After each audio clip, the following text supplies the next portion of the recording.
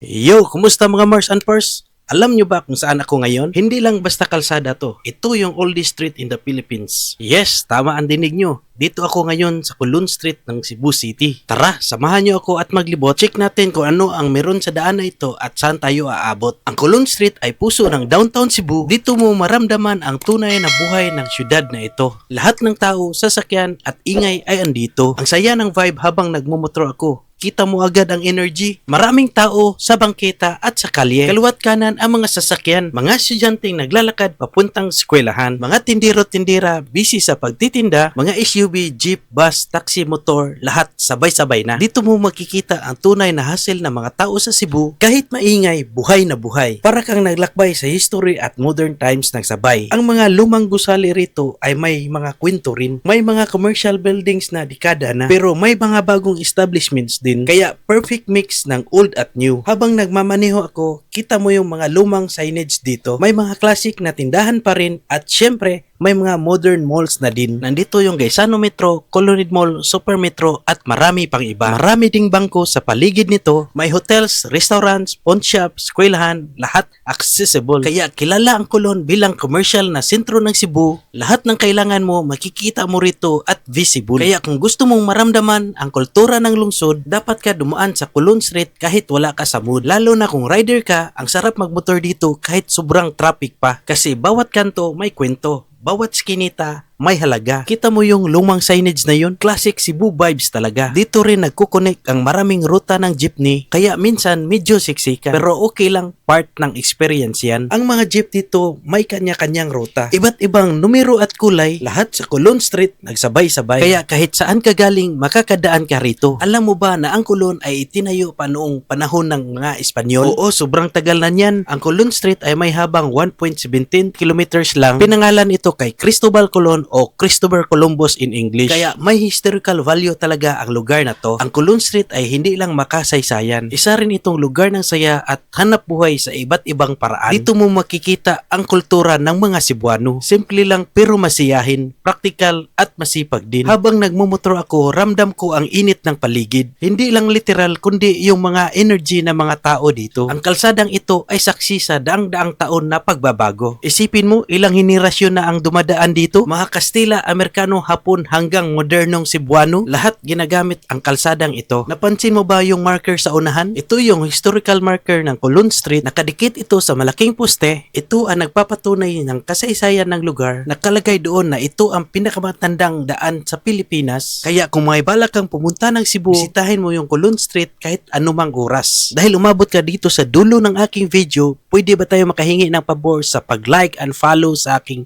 Facebook page, TikTok account, at huwag kalimutan mag-subscribe sa aking YouTube channel para may gana pa rin tayong mag-vlog at mag-travel. Ingat po tayo palagi sa biyahe.